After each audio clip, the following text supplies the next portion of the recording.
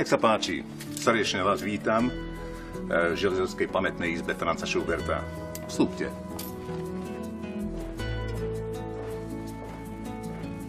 Od detstva som sa zaoberal históriou a ma zaujímala práve tá lokálna história nášho mesta Železoviec. Nakoľko tu máme krásny park, máme tu kaštiel, ktorý pred 20-30 rokmi postupne začal chradnúť a mal som pocit, že by bolo vhodné, aby sme pozdvihli určite povedomie Železovčanov, pretože to je to, čo práve človeka naplňa určitou hrdosťou k vlastnému mestu, k vlastnému regiónu. Celý život som sa zaoberal vlastne zhromažďovaním historických dokumentov, kníh, artefaktov, keramiky, čo sa všetko len dalo okolo Železoviec, nie s negatívnym úmyslom, ale už od detstva som si povedal, že by som bol rád, keby sa mohlo v našom meste založiť nejaké múzeum, pretože mali sme len pamätnú izbu Franza Schuberta, ale aj regionálne malé múzeum. Patrili sme najprv k Techovskému múzeu, asi pred 4 rokmi sme sa odčlenili od Techovského múzea v Leviciach a vzniklo vlastne Mestské múzeum, ktoré v posledných mesiacoch, rokoch naozaj začína prosperovať a začína sa dostávať do povedomia, a už teraz nebudem úzkoprsý, ale hádam aj Európy.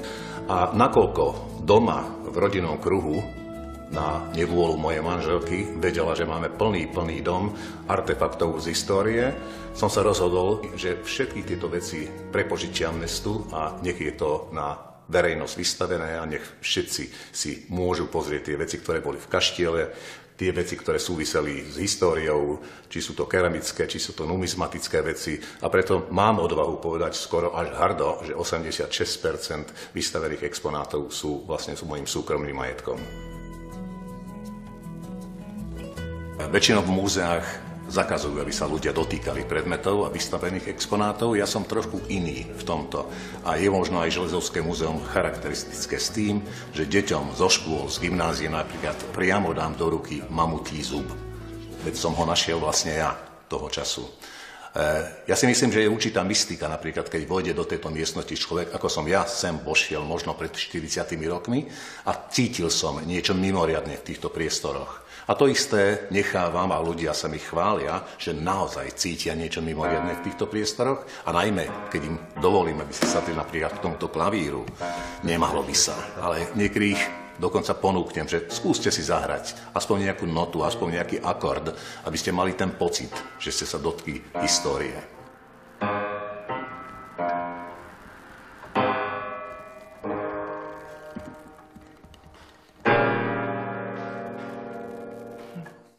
Ešte raz spomínam, že tá interaktivita by mohla byť pod určitým dohľadom rozvíjaná, pretože to dodáva duši ten pocit ozajstnosti, toho kontaktu s tou históriou.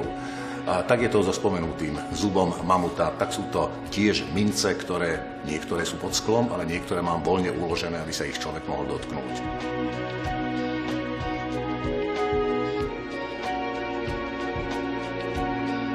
Jeden z posledných nálezov, ktorý som naozaj našiel tu na regióne Železovce alebo okolí Železoviec, bol priam magický. A magický v tom zmysle, že jednalo sa o jeden kríž. A stačilo sa veľmi zbežne na ne pozrieť a cítili ste, ja mám aspoň vždy taký pocit, že to cítim, tú energiu z toho kríža alebo z toho produktu, ale toto je naozaj byzantský produkt.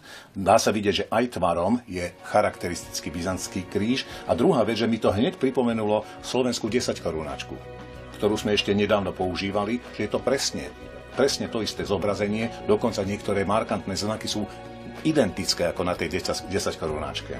Mojím veľkým prekvapením bolo, že ja som si potom na internete začal porovnávať podobné kríže a zistil som, že napríklad v maďarskom meste Szeged majú takýto istý kríž, z čoho som len to dedukoval, že to istotne nebolo vyrobené v Szegedíne a tak istotne nebolo vyrobené v Železovciach.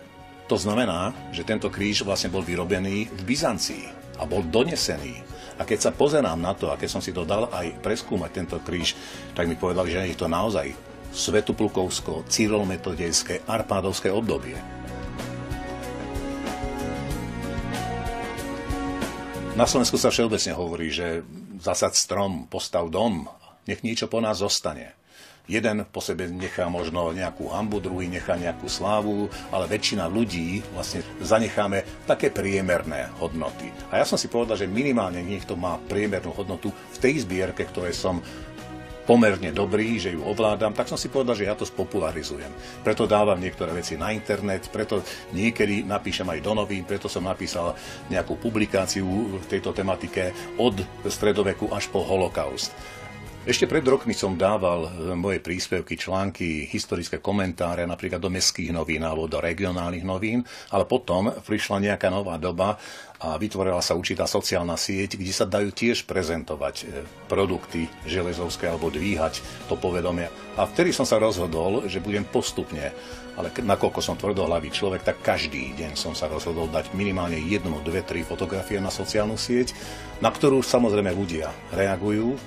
Neskôr som zistil, že tieto moje články, príspevky na tejto sociálnej sieti sledujú aj odborníci. Nie nadarmo som spomenul, že z Nitry z Archeologického ústavu z Bratislavy chodia sem kvalifikovaní odborníci a dokonca už mi aj poradia, už mi niečo aj pošepnú, že akým spôsobom by som to alebo tú vec mal zverejniť. Tie komentáre sú naozaj väčšinou veľmi priaznivé a človeka naplňajú aj okolo srdca takým pocitom, že wow, že naozaj som niečím aspoň vedel zaujať čiastočne. A aj odzrkadlenie tohoto snaženia ja vidím aj v návštevnosti. Vidím, že Mestské múzeum začína byť čím viacej populárnejšie naše lokálne múzeum. A to vidím aj z tých zahraničných turistov, vidím rakúskych, japonských, a z celého sveta, dá sa povedať. Není to chvála, je to jednoduché realizovanie si svojho sna, pretože vlastne pozadí bol určitý detský sen, ktorý som si, mám taký pocit, vedel čiastočne naplniť.